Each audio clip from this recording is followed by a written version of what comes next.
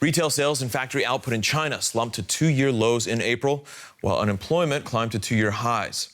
The new figures show the growing economic damage wrought by the country's ongoing COVID-19 lockdowns. Retail sales in China falling more than 11% for the month. That's year on year, a drop last seen at the outbreak of the pandemic. Industrial production, meanwhile, fell about 3%. Unemployment reached more than 6% in urban areas. Dozens of Chinese cities remain in tight lockdown, including the world's largest port city, Shanghai. All right, my colleague Clifford Coonan joins me in studio for more. Clifford, how unexpected or expected were these numbers? Well, they're certainly surprising, and they're worse than the forecasts had predicted. But at the same time, what's really surprising, I think, is just the extent, the depth of the slowdown.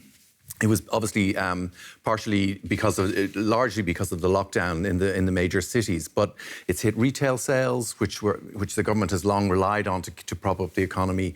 Things like passenger car sales are down 47%, and that sort of feeds into other areas. For example, the passenger car sales falling so much that accounts for so many jobs. So we had this problem with unemployment as well rising, and the figures are the worst in 2 years. But when you think about it, 2 years ago was also pandemic related, so really these are the worst since there've been records in China, particularly because unemployment data is quite recent in China. So we're looking at all sectors of the economy struggling from this, and it's prompting a lot of questions about the depth of the economy. One of the questions it's prompting is, what does it mean for Western business? So many of them, relying on cities like Shenzhen, Shanghai to either manufacture, to ship, to both. I mean, what does that mean for them? Are they reconsidering what they're doing in China? Absolutely. I mean, I'll give you an example. There's a lot of foreign teachers in China, for example, and one of the headmasters of one of the most prominent of foreign schools in China just left.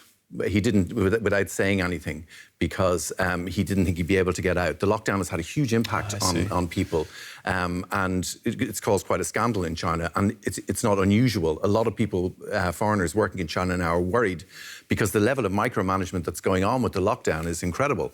And it means that if you're trying to hire foreigners, and China still needs foreign talent to keep economic growth going, it's becoming a real challenge. It means the government's almost more inscrutable in some ways. You don't know when a lockdown is coming. You don't know if you're going to be able to move around or do business. Exactly, and it shows up. I mean, I think in some ways this is Xi Jinping's Churchill moment. He's treating it like a war on COVID. Standing his ground. Exactly, and which means he's being very, very rigid, and the level of micromanagement is incredible. People, every 3 days you get a knock on the door and you're forced to take a test, and this is proving a real problem. And what's the domestic support for that line, though, within China? I mean, is there disagreement with this hard line when you're seeing the economic numbers just plummet like this?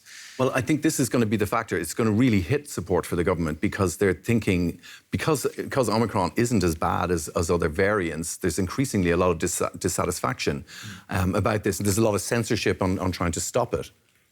Is this a phase when we look at Omicron? And I mean, we know the pandemic isn't necessarily a phase, but does Beijing see this perhaps as a phase? Once they get through this, they'll just turn the economy back on?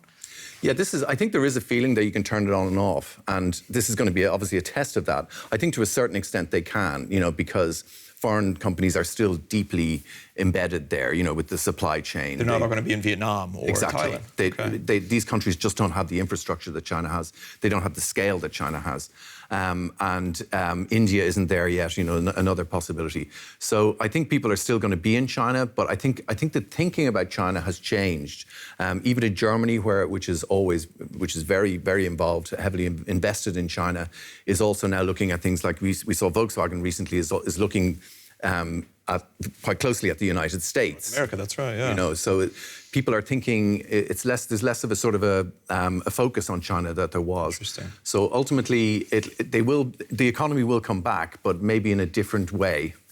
All right. My colleague, DW Business's Clifford Coonan, thank you very much.